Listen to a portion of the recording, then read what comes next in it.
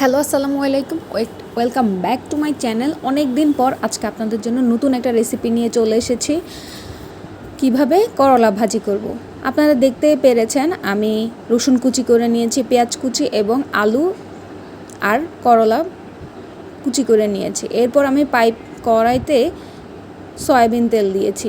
তারপর আমি তাতে দিয়ে দিচ্ছি রসুন কুচি। এই রসুন কুচিটা একটু হালকা করে ভাজবো। ভাজার পর এর মধ্যে আমি দিয়ে দিব পেঁয়াজ কুচি। এখন আমি এই পেঁয়াজ কুচিগুলোকে দিয়ে ভালো করে সিদ্ধ করে নেব। তারপর এর মধ্যে আমি দিয়ে দিচ্ছি লবণ দিয়ে আমি আরেকটু নেড়ে চেড়ে রেখে এখন আমি এর মধ্যে অ্যাড করব হলুদ গুঁড়োটা একটু আগে অ্যাড করে নিলাম।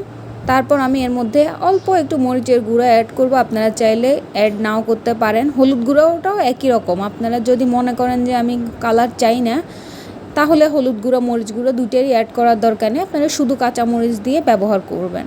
তারপর দেখতেই পাচ্ছেন মশলাটা আমি একটু কষিয়ে নিচ্ছি। মশলাটা কষানো হয়ে গেছে। এখন আমি এর মধ্যে দিয়ে দিচ্ছি সেই কুচি করা আলু এবং করলা। এখন আমি একসাথে দিয়ে এর মধ্যে এটাকে ভালো করে আলতো হাতে মিশিয়ে নেব।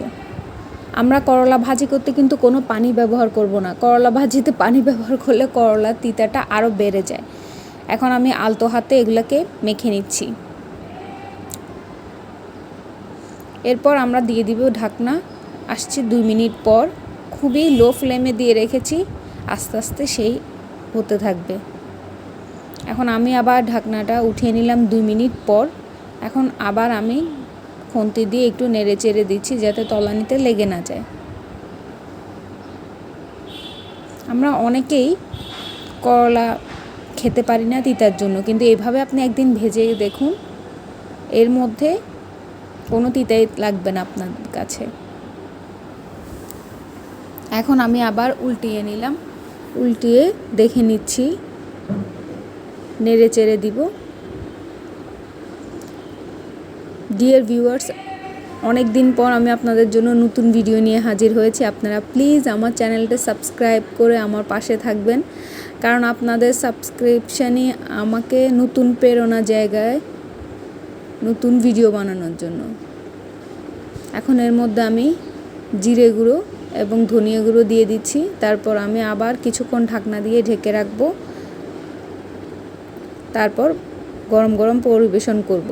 আমি শেষে কাঁচামরিচ দিয়েছি, আপনারা চাইলে প্রথমেও দিতে পারেন, এতে ঝালটা একটু বেশি আসবে। আমি শুধু ফ্লেভারের জন্য তাই আমি শেষে একবার অ্যাড করেছি। এখন আমি এটাকে 2 মিনিট দমে রাখবো ঢাকনা দিয়ে ঢেকে। 2 মিনিট শেষ। এই যে দেখতে পাচ্ছেন আমাদের করলা একদম রেডি। গরম গরম ভাতের সাথে খেতে কিন্তু দারুণ লাগবে। এখন আমি চুলার আগুনটা বন্ধ করে দিলাম।